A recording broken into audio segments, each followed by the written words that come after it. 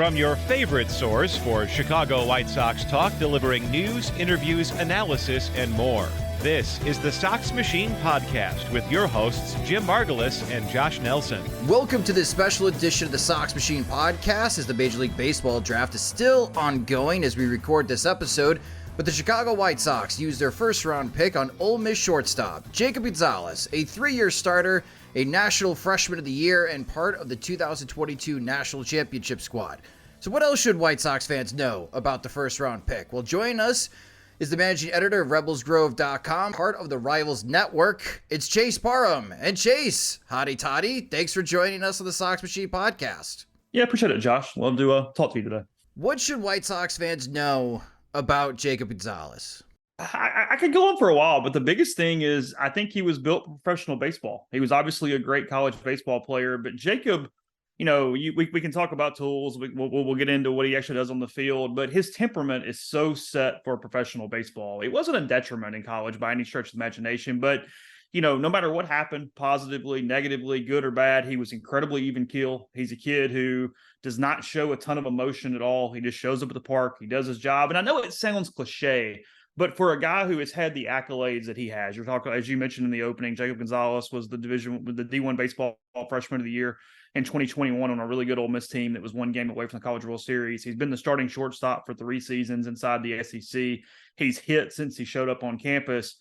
And you never saw him doing anything outside of his job on the field. You know, when they won the national title in 2022, they clinch it and they're doing the dog pile. And Jacob had a pretty rough College World Series. He'd been pretty bad for the majority of it. He gets to the championship series against Oklahoma.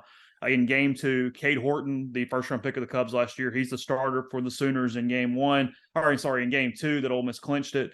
Jacob hits a 6th-inning home run that puts them up 1-0. He gets a hit in the 8th inning that kind of sparks the rally when Ole Miss goes ahead and wins the title.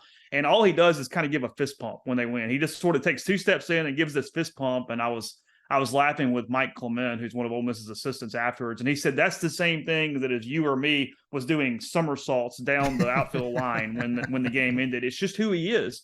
But that translated so much to his game because it kept him slump-proof in a way. He didn't get into his own head about stats or anything else or accolades. He was able to adjust his game over the 3 years. He was a different player at the end than he was at the beginning. So, you know, I think Jacob Gonzalez is a guy who's going to take instruction very well. He's going to take development very well. I mean, there's some things that needs to get better. He's going to do those things at a very good clip to the best of his ability. And I think, you know, the dog days of June, July, and August when he does get up with the White Sox, it's not going to affect him. I think he is just the right guy to not get into so many kind of ups and downs and let that affect him. He's going to show up every day and be the same way. And I think I've covered college baseball for a really long time, and you don't see that very often in these elite players. And he really sticks out from a temperament standpoint for me. So back to his freshman year in which D1 Baseball named him Freshman of the Year. And he had a huge year. He had 355, a 443 on base percentage, slugged .561 with 12 homers and 55 RBIs as a freshman in the SEC. And he had 93 hits. All of these numbers jump off the page.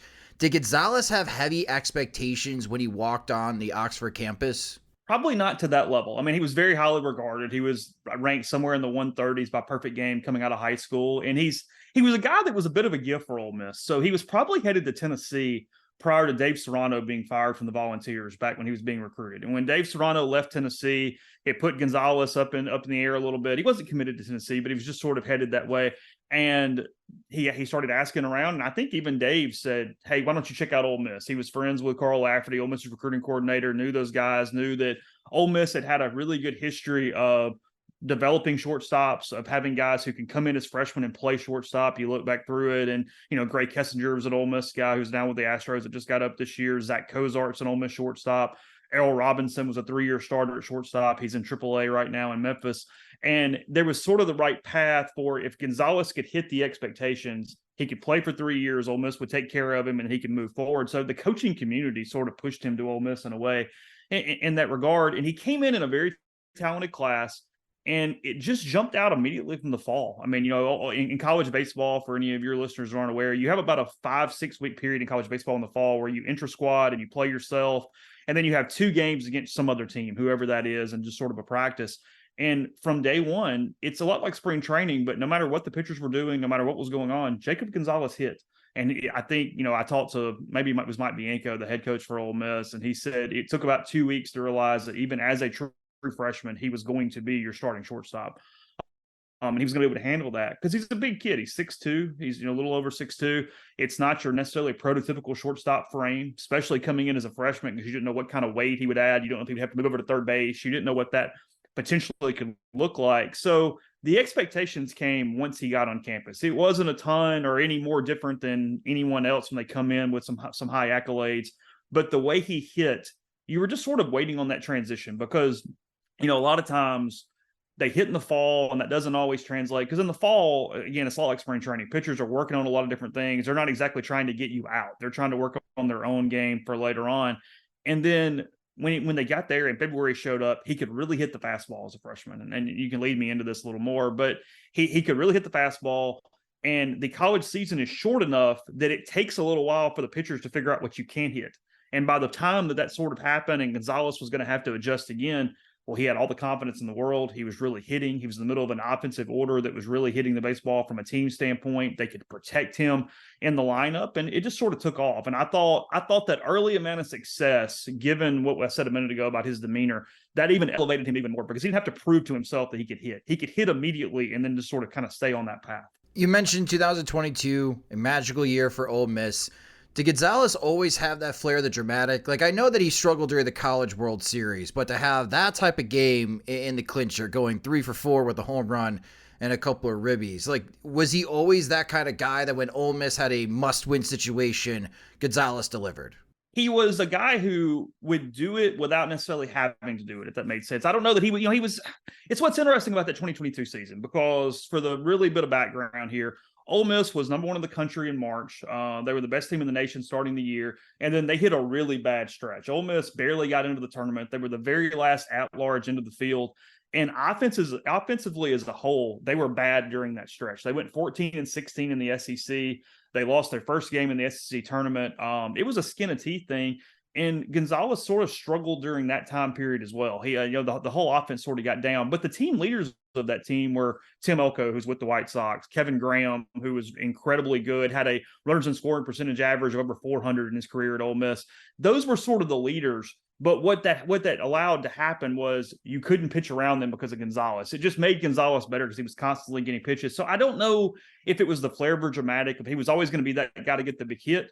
But what he was going to do was give you the best at bat. You look at what Jacob did this season. He had more walks than strikeouts. His K percentage is pretty low. His walk percentage is pretty high. He just gave you professional at bat after professional at bat over and over and over again, and whatever that looked like. The only time that I thought he really struggled for an extended period, and it was during that 2022 season, because his BABIP in 2022 was 247. And you can go, hey, you're really unlucky. And you are to a point. But I tell you what happened.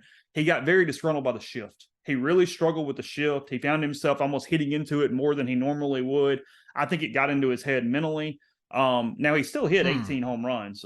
So he had a lot of power. He did a lot of stuff from that standpoint. But I think it was the one major adjustment that hit him during the course of his college career was, hey, quit looking at where the players are, quit hitting into the shift, quit thinking about the shift, just hit to all fields, because he's a pretty good all-field hitter. He didn't have a ton of power the other way, but he can hit to all fields pretty effectively. And I thought there was a period of time last season when the team was struggling, when nothing was kind of going right, where he abandoned some of that and he got kind of pull heavy back into the shift. And I think it was more mental than anything else. Well, that's interesting because obviously in Major League Baseball, the shift has been banned.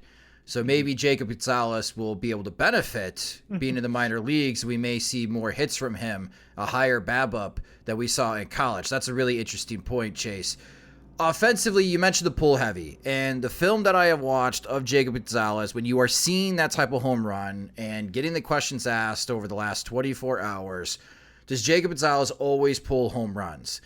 And a lot of people will say, well, that's a negative thing. Not for White Sox fans. Like, the White Sox hitters need to pull the ball more in the air. Is that the comfort spot for Jacob Gonzalez, is pulling the ball in the air? Yes, his power is to the pull side. There's no doubt about that. He, probably in a way that he needs to get back to 2022 a little bit in that way, because his home runs fell to 10 this year. His line drive percentage went way up, but in his pop-up percentage went down. So he was having more effective at bats. He was hitting the ball solidly. But I thought that he got away from some of the lift that he had there as a sophomore in 2022 when he hit 18. He did all those different things. But yeah, he absolutely is pull heavy. He sprays the ball to all fields, but when he gets it inside, when he gets it where he can pull it, the answer is he's going to try to hit the ball at the ballpark. He's going to try to hit it down the line. He's going to favor that way. His biggest thing is, hey, make sure you still hit to all fields. Don't try to pull the outside pitch. There's some just young things like anybody was. It's very, again, I mean, it's very textbook stuff, but that's where he would get into trouble was he would be trying to use that power. He'd be trying to look for that certain way to hit the ball out of the ballpark, and he would end up rolling over or popping up things because it's too far away from him. It's not a pitch to pull. But no, it's your typical left-handed swing from that standpoint. He's looking for something middle end that he can absolutely pull and drive out of the ballpark. A lot has been made about speed, maybe the lack of speed for Jacob Gonzalez. Was this a concern when watching him 3 years in Oxford? Like, where did you notice that maybe he's not as fleet as foot as some of the other shortstops or other players, especially in the SEC? You're going to notice it on the bases. He's a good base runner. He's not a great base runner. His instincts make him play a little faster than he is on the bases, but it's not going to look like your normal really twitchy, athletic middle infielder that can really run in that way. And I think that was one of the reasons why nobody was sure exactly where he would go. You knew that the bat could play. You knew that for the most part, we'll get into it as you talk, the glove could do some things at shortstop, and he made a lot of plays on the field. But the speed is definitely his biggest negative. I mean, there's no doubt about that. When you put him in a combine setting where if he's just running 60s and doing all these things, he looks like a third baseman. He doesn't look like a shortstop in that way from doing those things. So you're going to notice on the bases.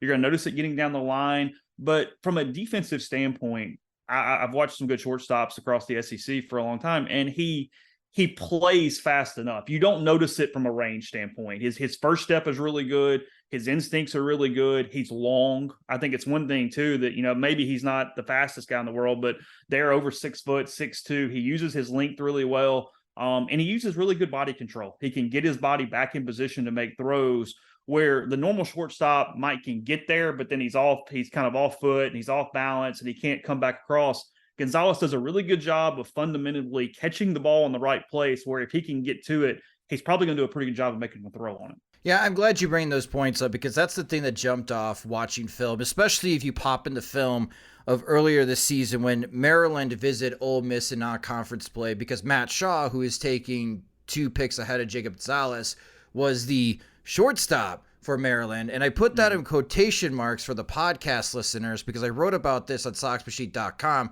That was the series that definitively told me Matt Shaw is not a shortstop professionally moving forward because you had Jacob Gonzalez for Ole Miss and you could tell it's night and day difference defensively.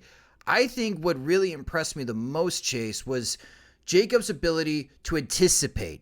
And I'm noticing this with shortstops as far as covering on the prep scene when they come through the national showcases through Chicago and watching a lot of college baseball. What translates from the prep at college fields professionally, and it is that anticipation. It is being in the right position, understanding maybe with pitch comm now, understanding what kind of pitch that your pitchers are going to be throwing and getting yourself into the best position possible. Athletic shortstops mainly will play in the same place because they lean so much on their athleticism to get to the ball. And even though Jacob Gonzalez might not be fleet of foot and may not be as athletic as other shortstops, I was really impressed watching him in 2022 and in 2023, his ability to anticipate what is coming to him defensively. Is this something that you speak with coaches that he consistently worked on? Like, where does this come from, this level of instincts? It's innate. It's natural in a lot of ways. I don't think, you can get better at it, but to the level that we're talking about, I don't think that's coachable. I think you either kind of have that ability or you don't to some extent. And he's always had that. For Jacob, it was almost about slowing down. His biggest coach method at shortstop was, hey, you've got all the ability in the world. You've got the natural instinct. You're going to get to the ball. And when you get there, you've got more time than you think you do. A lot of times when Jacob has made errors over the course of his career, and he really cut those down here during his junior season, is routine plays when he had way too much time.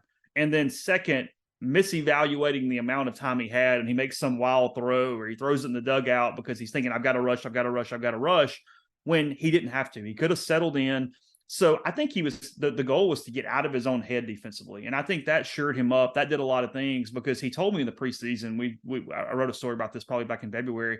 And he said that part of his goal was to just throw the ball over there as hard as he could. And I know that kind of sounds dumb, but it was taking the mental part out of it where he thought, okay, let me just do this or whatever. And it's almost like a pitcher who just throws it over the first baseman's head too often.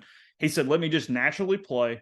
Let me take my time, because by throwing it that hard, he also was able to give himself another half beat. He could set himself, he could take a breath, and then just put the ball into the first baseman's chest at that point. And it really, really did benefit him, because Jacob, for the first 2 seasons, he would make the great play. I mean, you can put a highlight reel together of the balls he got to, the way he went in the hole, the way he threw out guys across the diamond, but he would really screw up the throw on the routine play. He would kind of lose concentration and the ball would slip under his glove, or he would make the catch and he'd take one more, one too many hops and he would throw it past the first baseman or make a poor throw. So for Jacob, it was really about slowing down. It wasn't about getting somewhere or anticipation. It was about, hey, just trust your ability, trust the athletic ability that you have.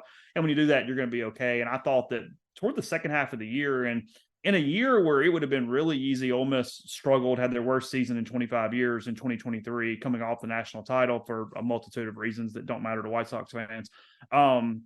He still showed up and he really kept improving. I thought it said something about his character in a way. Really, Ole Miss's 3 guys are going to be the only 3 players who've been drafted off this team as we're talking right now. Is they still showed up and really participated despite their personal situations. They're going to be drafted high. They're going to get money. They're going to go play pro baseball. And the team was just in the tank. Gonzalez was kind of at the head of that. I kept seeing improvement for him, and he kept putting in bats and defensive things together, even with the team that was way under 500 inside the SEC. So he really grew up, I thought, defensively and just sort of on taking that coaching and development that I mentioned over the last year or so. Well, Ole Miss legend Tim Elko, part of the White Sox now with the Winston-Salem Dash in High A. On social media, he was very excited to have his former teammate back. How was Gonzalez received by the Ole Miss clubhouse and coaching staff? Is Gonzalez someone that could command a clubhouse? Because this has been a sore spot for the White Sox, is finding clubhouse leaders. No. That would be a negative for Jacob Gonzalez. And I mean this in the most positive way. I do not mean this in a critical way. He doesn't talk much. He's very much a play first guy. He's going to go about his business. The 2 things with Jacob Gonzalez is he's never going to lead a huddle and he's never going to get into trouble. So that's what you know. He's going to show up. He's not going to show up in the arrest report. He's going to do nothing off the field that gets you in any sort of negative turmoil whatsoever. But no, he's not going to command your locker room. He's not going to take over the clubhouse from an emotional way, from a vocal way whatsoever. He's going to blend in. He's going to go about his business, and he's going to do things the right way. It was somewhat of the running joke with us for a long time, because he was, from a pro prospect standpoint, he was the best player on the team, and there's not really a doubt about that. I don't think we interviewed him once a month because he wasn't going to answer. He wasn't going to say much. He wasn't going to give you a lot. I ended up writing a story in Omaha last season about everybody discussing the fact that he doesn't talk and the fact that he just goes about his day and nobody really knows anything about him. They know he's from California and they know he's really good. They know all these things, and he's cool, but he just doesn't say much. So no, that's not going to be what you're getting from Jacob. You're going to get all the positives that come with him being low key, but you're also going to get the negatives from the fact that he's low key as well. Well, that was the White Sox first round pick, and right before Chase and I recorded, to peel back the curtain for our listeners and for those watching on YouTube, the White Sox drafted Ole Miss catcher Calvin Harris in the 4th round. Man, I should have just made a trip down to Oxford this spring if I knew this was going to be happening. White Sox desperately need catching help, Chase. Desperately. And poor Calvin, no one's trying to put pressure on him, but there's a lot of hope now on Calvin Harris to develop, because that's how bad the catching situation is for the White Sox, not only in the major league level, but throughout the minor league level as well. What should White Sox fans know about Calvin Harris? He's had an interesting career. So Calvin, he came in from Iowa as one of the top catchers in the country. He came in behind Hayden Dunhurst, who was a draft pick by the Royals last year, a really good defensive catcher, and he sat behind him for 2 seasons. Calvin was at the only state, Iowa was the only state that never stopped high school baseball during the pandemic in 2020. They played their season. Well, toward the end of that, he ended up tearing his UCL. He had to have Tommy John, so Calvin was hurt throughout the fall. He came back in his freshman season at Ole Miss. he couldn't throw, but he could hit. So he did a little DHing. He did a little first base. He had a game-winning home run against Auburn. He had some highlights. And then for year 2, he became this plug-and-play guy that just hit. He doesn't wear batting gloves. He's kind of an old-school guy. Fans are going to like him from that standpoint. He's a dirtbag in the best ways possible. And he played some corner outfield. He was the Ole Miss's right fielder when they won the national title in 2022. He was part of the back-to-back home runs that Ole Miss hit against Oklahoma in the championship series. It was the first time that had happened in the College World Series since 1998 when LSU did it. He can really, really hit. He's an offensive catcher. He's a guy that's going to be able to, like we said, he's got some sneaky power, but he's also going to hit the ball to all fields, and he's going to really hit the ball in the gap. He's a big gap guy. He's going to get the ball on the ground in the gaps. He can run pretty well. He's very athletic for a catcher.